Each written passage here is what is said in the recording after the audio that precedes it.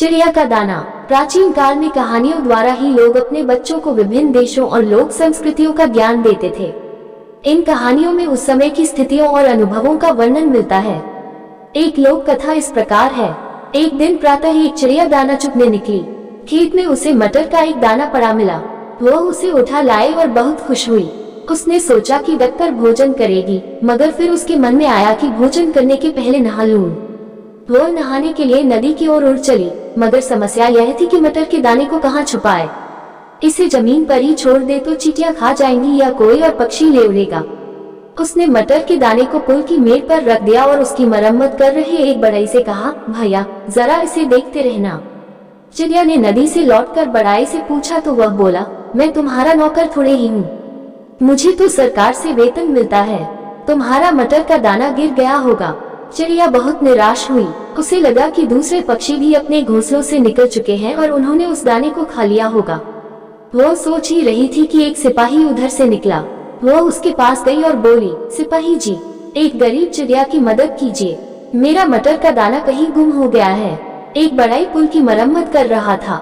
मैंने उससे कहा कि दाने का ध्यान रखे, लेकिन उसने या तो दाना चुरा लिया है अथवा वह कहीं गिर गया है। उद्धरण चिन्ह। सिपाही बोला, ऐ घमंडी चिड़िया, तेरी यह मजाल की मुझे जाते हुए रोके। मेरा काम और शांति बनाए रखना है, उसी की मुझे तनख्वाह मिलती है। तुम मरो या जियो। चिड़िया को डांट पड़ी तो वह डर गई। तभी उधर से एक थानेदार निकला।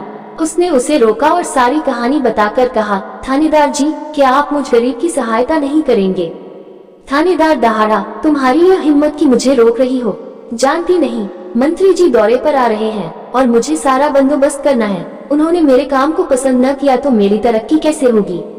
तुम्हारा मटर का दाना खो गया है तो मुझे क्या? यह कहकर थानेदार भी चल दिया। चिड़िया सोचने लगी कि यह कैसा देश है जहाँ लोग इतने स्वार्थी हैं कि किसी और की समस्या की जरा भी चिंता नहीं करते।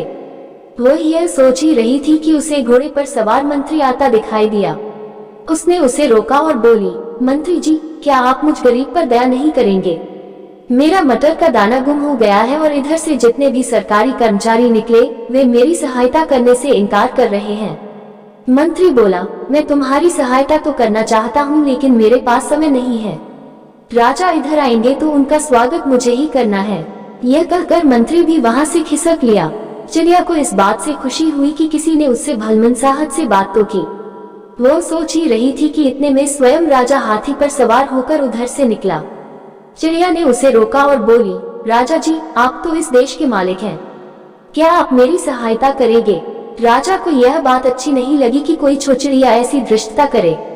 वो तो अपनी प्रजा को दर्शन देने जा रहा था और चिड़िया उसे रोक रही थी। उसने चिड़िया की किसी बात का उत्तर नहीं दिया। राजा का अंगरक्षक चिल्लाया, हट जाओ, और राजा का हाथी चल दिया। अब चिड़िया को विश्वास हो गया कि कुछ नहीं हो सकता। वो सोचने लगी कि राजा से बड़ा कौन है। ऐसे क्रूर राजा के रहते मैं अपना मटर का दाना छोड़कर नहाने क्यों गई? सोचती हुई वह निराश बैठी थी कि उसने देखा एक चींटी जा रही है। जाकर चींटी को सारी कहानी बताई। चींटी बोली, बहन मैं अभी जाती हूँ। चींटी हाथी के पास गई और उसके कान में बोली, तुमने सुना ही होगा कि चिड़िया ने राजा से क्या कहा। मैं चाहती हूँ कि तुम राजा को चिड़िया की सहायता करने पर मजबूर करो, नहीं तो मैं तुम्हारी सूंड में काट लूंगी। हाथी ने यह धमकी सुनी तो राजा से बोला, आप चिड़िया की बात सुन लीजिए, नहीं तो वह मुझे काट लेगी। उसने मुझे काट लिया तो मैं आपको गिरा दूंगा, तब हो सकता है आपकी हड्डी पसली टूट जाए या आप गिरकर मर जाएं। राजा अचंभे में पड़ गया, मगर उसके सामने और कोई चारा नहीं था। उसने तुरंत मंत्री को बुलाया और कहा कि वह चिड़िया की बात सुन ले। मंत्री थानेदार के पास गया और बोला, शांति बनाए रखना तुम्हारा काम है। क्या तुम नहीं जानते हो कि बढ़ई और तुम्हारे सिपाही ने चिड़िया के साथ क्या किया और तुमने भी उसकी कोई मदद नहीं की? जल्दी से कुछ करो, नहीं तो नौकरी से निकाल दिए जाओगे। थानेदार सिपाही के पास गया और उसे डांटा। सिपाही ने बढ़ई की गर्दन नापी, बधी गया एक और जाकर मटर का दाना ढूंढ लाया। अब चिड़िया ने खूब छक्कर भोजन किया।